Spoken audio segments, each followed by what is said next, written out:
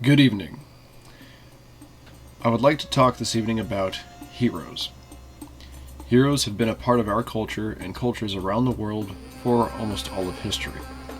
As you read and research every kingdom, empire, or country that has ever existed on record, it is a guarantee that you will find at least one mention of someone the people saw as a hero. Heroes can be real, mythical, or even legendary. Sometimes you can get someone who starts as real, and through their actions and sacrifices ends up as a hero of myth or legend.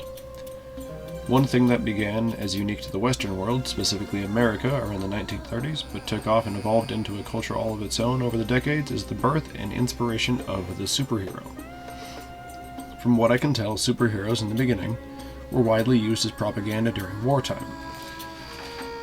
Though that propaganda successfully brought people together to fight against a common cause, after the war the heroes still existed, and now they began to inspire the younger generations to be great.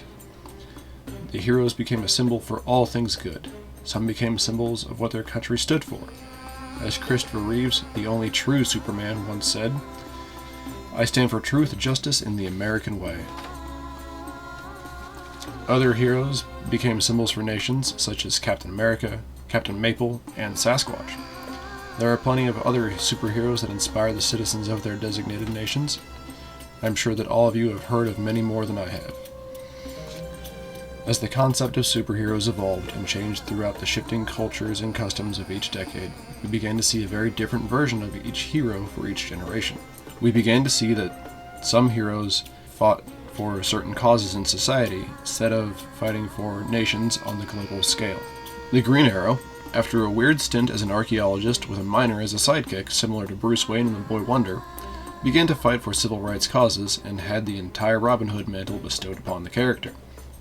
The Black Canary also fought for civil rights, and primarily women's rights. We began to see that heroes evolved out of the beyond human ability range of superheroes and turned into something odd, something dark and gritty, filled with anger, but with glimmers of hope. We saw seemingly real people with no magic powers, lab-grown abilities, or otherworldly properties. All these heroes had was years of training, which many of us have, a sense of duty, which many of us have, the dedication and drive to fight for your beliefs, which all of us should have, and usually billions of dollars, which if you have, let me know. Aside from bank accounts, they were real people. They were human. They loved, lost, experienced joy and rage. They didn't shy away from being brutal and on occasion killed their opponents. They could get hurt, sometimes seriously, but what really drove us to care and see them as an inspiration was the fact that they could die. Once these heroes began to actually get hurt while standing up for what they believed in, we, the reader or viewer, could see that the possibility of them dying was actually there. Prior to that, there was no fear of our heroes dying. In fact, if they died, it meant that we died too.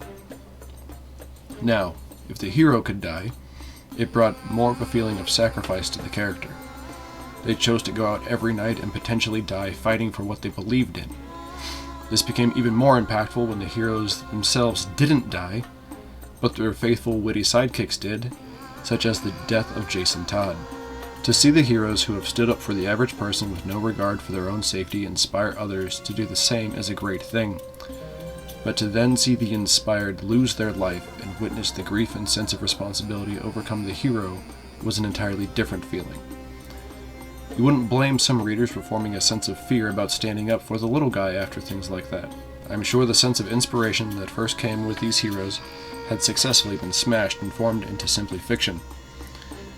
With our great cultural heroes being shelved and set next to the likes of Achilles, Constantine, Alexander, Hercules, and others, now to be looked at from time to time and enjoyed as a story, but to no longer draw feelings of greatness from, because that would be too dangerous.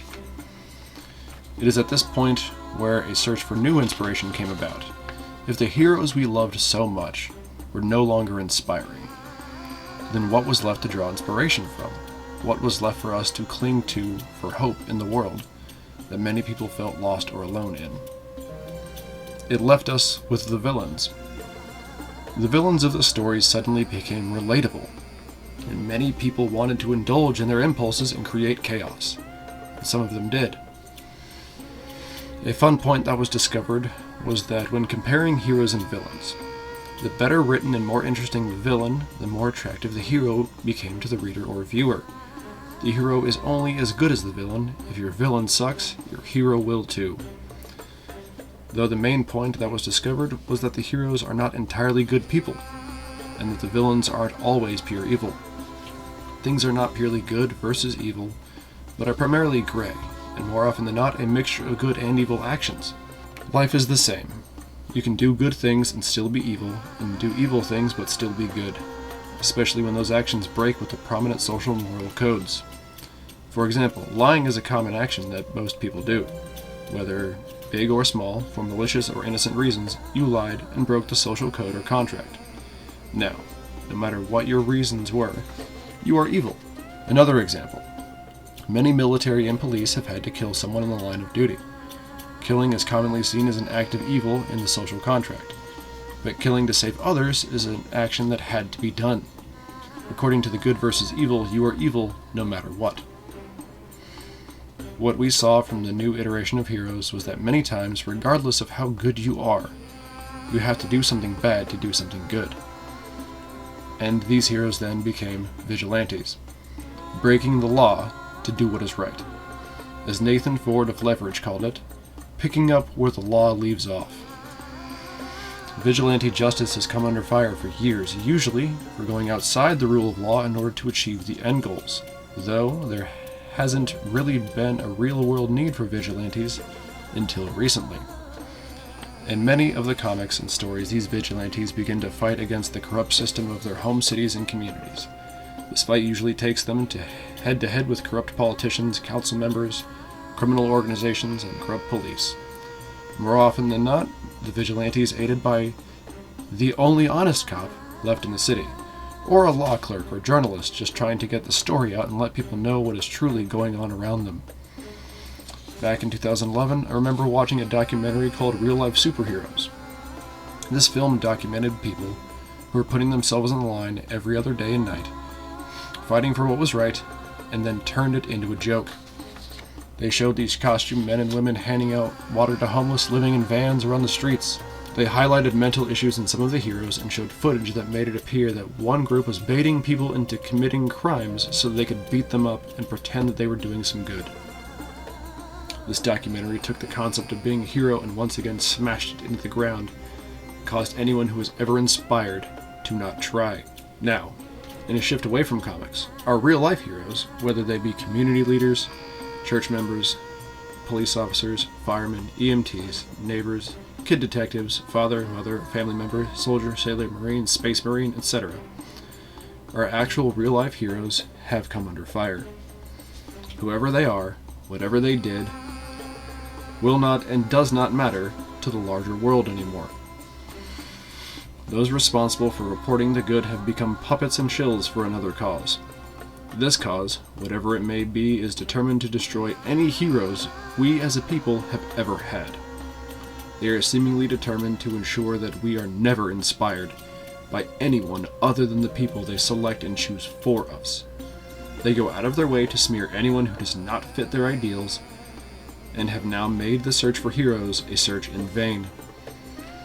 Now the people they prop up as heroes are the same ones who would assault your children, rob your home and business, beat up the elderly, defenseless, and kill you for simply existing. Those people are not heroes. Those people are not doing good. Those people do not care about what is right or fighting for the little guy. They would rather beat the little guy and burn down his house. What is worse is that they know they can. They know there is a massive corrupt organization that will bail them out of jail, drop all the charges, and then re-outfit them with money, resources, and supplies to continue their destruction of the communities and cities around them, many of which aren't even their own. Meanwhile, the politicians have ensured that the honest police have no jobs, and that the corrupt police never do theirs. I say all of this to make a point. The comics and stories we read and watched were great things and fantastically inspirational, but they are not real. There are no superheroes in the real world. No matter how much we hope they are, people with superpowers simply do not exist. Villains, however, are real. corrupt individuals with the resources to control hundreds of thousands of people, and to fund them to attack and destroy whatever target, place, or group of people they deem ideologically problematic. As I stated before, they bail the henchmen out of jail, drop all charges, then re-outfit them with money, resources, and supplies to continue the destruction of the communities and cities around them. I point this out simply to say that we cannot sit around and wait for heroes to show up and save us from these villains. We can no longer hope that the police in these cities will do their jobs to protect the helpless, to protect and to serve, when the honest and good people are no longer there. We can no longer sit by and believe in a system that has proven time and time again that it does not care about you. It is time that we took all things into account and weighed the options. To wait or to act. I say act. Do you have training? No? We'll start training. Do you have resources and gear? No? We'll begin to gather some.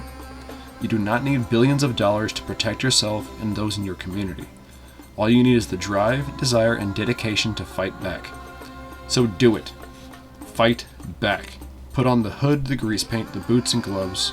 Grab your bow, grab your baton. Wear the mask that you designed in high school and pair it with some body armor. Protect yourself so that you can fight every night.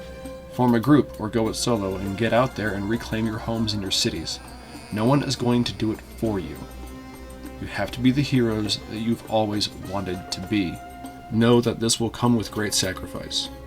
And for some, the losses will be more than can be imagined.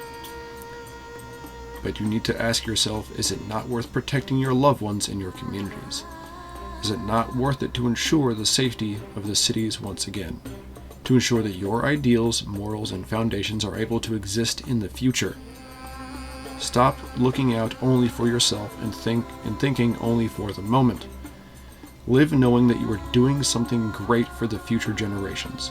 Work knowing that the work that you do can one day inspire those who see it to follow in your example and do something great as well.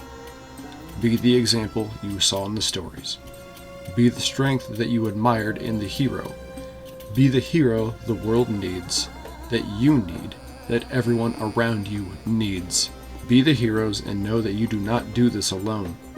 As you fight, your example will inspire others to fight back, to push back against the corruption overtaking our streets, our schools, and our places of worship. Together or alone, we fight back. Put on your cape and your suit, and let's get to work. What will you do today? What will you do tomorrow? Would you like to know more? Would you like to be more? Then keep coming back, and we will explore this world together. I am the Old Man of the Mountain. Sit and explore with me.